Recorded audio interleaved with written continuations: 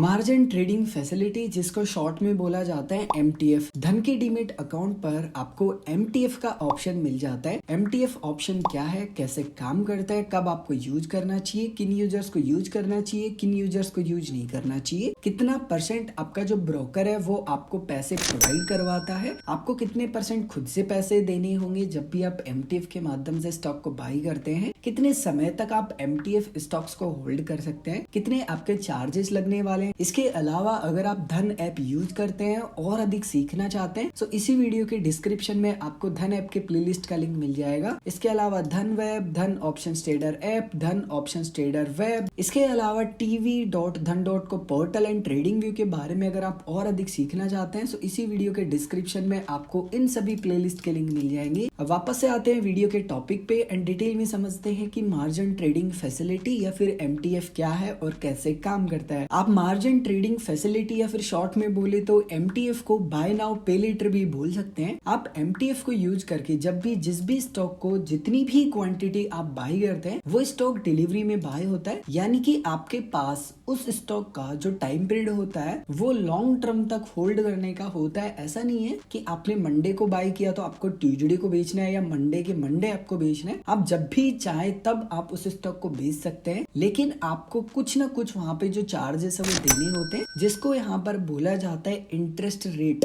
यानी कि आपने जितना भी पैसा ब्रोकर से उधार लिया है उस पे आपको चार्जेस देने होते हैं, जिसको इंटरेस्ट चार्जेस बोला जाता है, जो कि हर दिन आपके चार्जेस लगते हैं 0.0438%। अभी कैसे लगते हैं वो थोड़ा समझते हैं। फॉर एग्जाम्पल कि आप MTF के माध्यम से जितनी भी क्वांटिटी जिस भी स्टॉक में खरीदना चाहते हैं, जैसे उदाहरण से समझते हैं कि मैं रिलायंस कंपनी के कुछ स्टॉक खरीदना चाहता हूँ। फिलहाल जो प्राइस चल रहा है वो 2550 रुपए 25 पैसे चल रहा है। मान लीजिए मैं इसी रेट पे एक क्वांटिटी खरीदना चाहता हूँ, लेकिन विद MTF, यानी कि अगर मैं MTF को यूज करके बाई करता हूँ तो मुझे 2550 रुपए 25 पैसे नहीं देने, सिर्फ और सिर्फ मुझे 638 रुपए एंड 33 पैसे देने हैं, जो कि मेरा 25% पैसा बनता है। बाकी का जो 75% पैसा है ना वो ब्रोकर प्रोवाइड करवाएगा। अगर आप अधिक डिटेल और देखना चाहते हैं तो फंडिंग कैलकुलेटर का आपको ऑप्शन मिलेगा, आप यहाँ क्लिक करेंगे। यहाँ पर क्लिक करने के बाद में आपको बेसिक डिटेल दिखाई देती है। सबसे पहले क्वांटिटी का मतलब है मात्रा, कि मैं कितनी क्वांटिटी MTF के माध्यम से खरीद रहा हूँ। उसके बाद में है बाई प्राइस, तो बाई प्राइस मैंने मार्केट सेलेक्ट किया है, जो भी लाइव रेट होगा मैं उस पे खरीदना चाहता हूँ। उसके बाद में जो मैंने टोटल स्टॉक बाई किया उसका टोटल वैल्यू कितना बनता है, जिसको हम ट्रेड वैल्यू बोल सकते हैं बेसिकली।